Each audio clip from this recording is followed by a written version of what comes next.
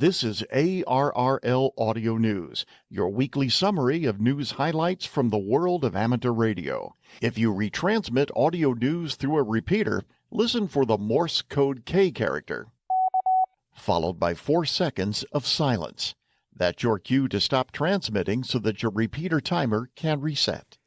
I'm John Ross, KD@IDJ, and this is the ARRL Audio News for Friday, April 24th, 2026. In his pickup truck on the way back to Indiana from Starkville, Mississippi, ITU Corporation President and founder David Carpenter, KC9ATG, told the ARRL letter his company will indeed begin building high-gain crushcraft antennas. Carpenter became interested last year in purchasing the antenna lines from Martin Jew, K5FLU, retired owner of MFJ Enterprises.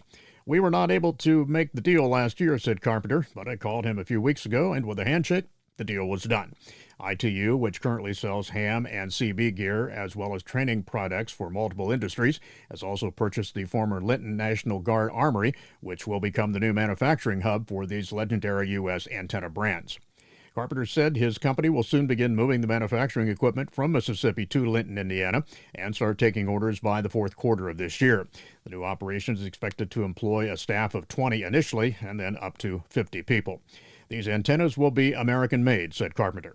Martin F. Jew, founder of MFJ Enterprises, was quoted as saying he expressed confidence that high-gain and crushcraft, renowned for their robust design, high-gain, and worldwide use by radio amateurs, will continue living up to their legacy under ITU's American-made engineering and customer-focused approach.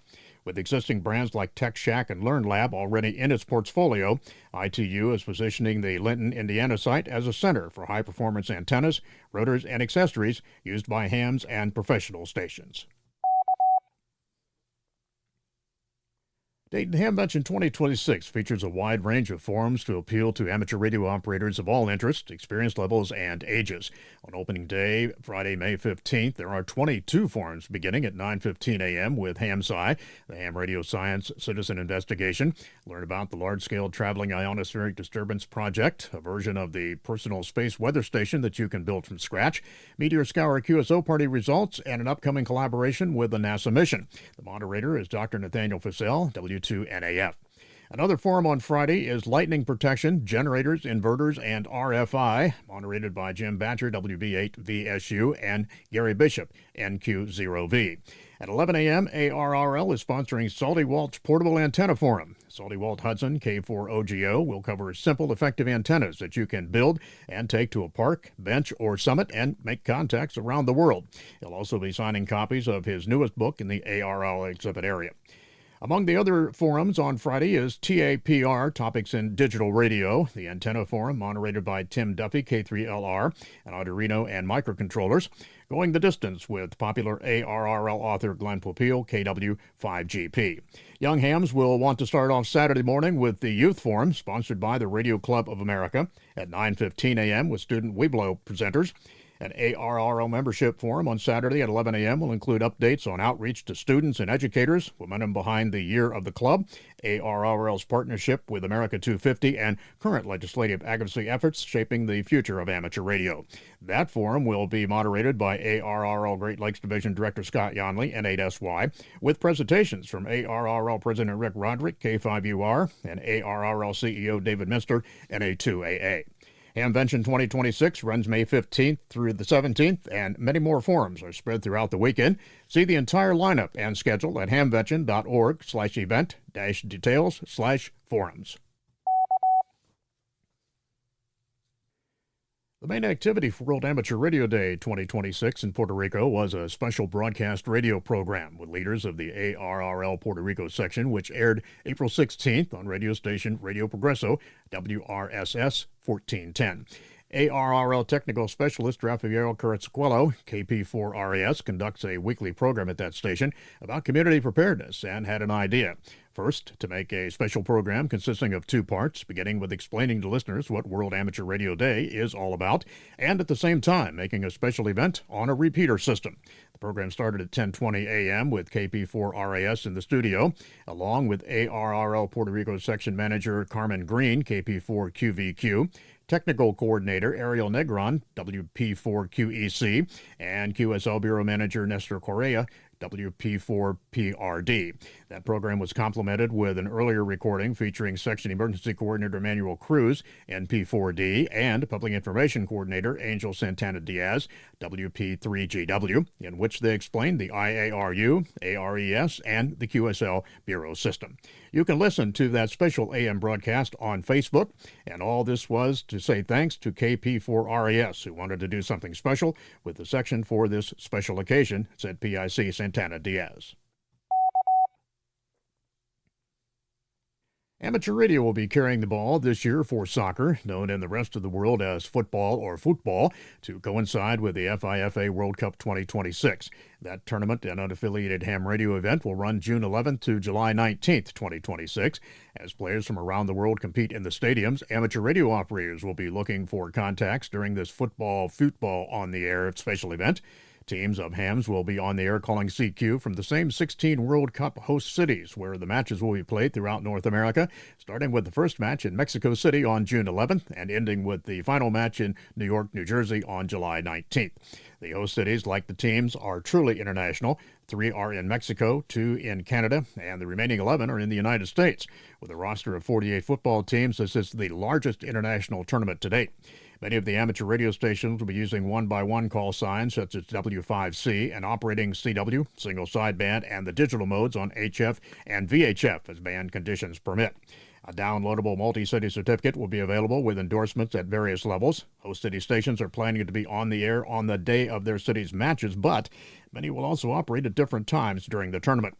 If your ham station is near one of the North American host cities, consider joining the teams of volunteers. Visit the special event website and fill out the form under the Volunteer tab at the top of the screen. And you can read more about this event at ARRL.org. The National Area Radio Society, N1FD, will hold its next online ham boot camp Saturday, May 9th from 10 a.m. till 6 p.m. Eastern Time. Ham Boot Camp is an online interactive program to help new, inactive, and prospective hams learn the skills they need to get on the air, including how to build a station, how to participate, and activities that you can do with your ham radio license. The morning sessions are all about VHF, and the afternoon sessions focus on HF. There is no fee to attend the ham boot camp. For more information, including how to register, it's available now at n1fd.org/bootcamp. The Nashua Area Radio Society is an ARRL affiliated and special service club. Amateur radio operators worldwide are invited to be part of a unique special event underway now and lasting until December of 2026. The occasion is the 900th anniversary of the first written mention of Jaromír, a small town in the Czech Republic. Jaromír has about 12,000 inhabitants at the confluence of 3 rivers, and that area around the rivers has been populated as early as 40,000 BC. The first written mention of Jaromír is from 1126, when a fortress founded by Duke Jaromír is documented in the area's today's Church of St. Nicholas. For the special event, 3 call signs will be used: OL900CO, OL900JAR, and OL9LTV. For electronic diplomas or QSL cards, the bronze, silver, and gold platinum will be issued in electronic form for contacts with these stations and other activities. Read more information about ARRL.org. The following America 250 W1AW portable activations begin at 0000 Zulu on Wednesdays and end at 2359 Zulu on Tuesdays, 7 days total for each activation. You can see the complete schedule at www.arrl.org/America250-WAS. Here are the updated activations. April 22nd, Iowa W1AW/0 with host WB0GAG. Wisconsin, W1AW/9 with the host W9XT. On April 29th in New Hampshire, W1AW/1, the host KC1WNM. In South Dakota, W1AW/0, K0BBC. And in Pennsylvania, W1AW/3 with the host there WC30. Bruce Page, KK5DO, is here now with this week's AMSAT report. Bruce? Thanks, John. On April 23rd, ARICA-2 was to be launched aboard Rocket Lab's Electron. The satellite is a 2U CubeSat about 300 seconds after deployment, the UHF antenna will be deployed. CW transmissions should immediately follow on 436.830 MHz. The satellite call sign is JS1YSD. The satellite will send pictures after commissioning. The IARU has just released a new document which serves as an essential resource for anyone involved in satellite frequency coordination, licensing, or satellite project planning. It is called Handbook on Amateur and Amateur Satellite Services. It is free of charge and can be downloaded from itu.int/pub/r-hdb-52-2026. You can use all uppercase or all lowercase letters. One of the more interesting sections in the document is Chapter 2.1, Applications of Bands Allocated to the Amateur Satellite Service.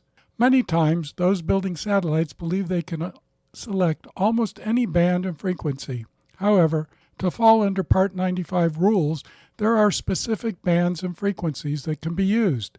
Did you know that amateur satellites have primary allocation from 248 GHz to 250 GHz? Someday we may have a satellite that will operate at those frequencies. This is Bruce Page, KK5DO. Back to you, John. And thanks, Bruce, for that report. Just ahead in radio sport this week, April 25th through the 26th, the TPLAODX contest, that's phoned. April 25th through the 26th as well, the SPDX RTTY contest, that is digital. The 25th through the 26th, the UKEIDX contest, that's CW. And April 25th through the 26th, the Helveta contest, CW, phone, and digital. And remember to visit the ARRL contest calendar for more events and information. Upcoming section, state, and division conventions. On May 3rd, it's the Warminster Amateur Radio Club Annual Hamfest, hosting the ARRL Eastern Pennsylvania Section Convention. That's in Bristol, Pennsylvania. May 9th, the ARRL Nebraska State Convention in Lincoln, Nebraska. And on June 5th through the 7th, it's CPAC, hosting the ARRL Northwestern Division Convention in Seaside, Oregon. And finally this week, thanks to the Morongo Basin Amateur Radio Club in Landers, California, for airing the ARRL audio news on their repeater. 7-3. And that concludes ARRL Audio News for this week. Our thanks to all contributors to this week's report. ARRL Audio News is produced by the American Radio Relay League, the National Association for Amateur Radio. For more information on amateur radio or the ARRL, visit us on the web at arrl.org. You can also find us on Facebook and Twitter by searching for ARRL. If you have a question or comment about ARRL Audio News, email us at audionews@arrl.org. This program is copyright ARRL, all rights reserved. 73, and thanks for listening.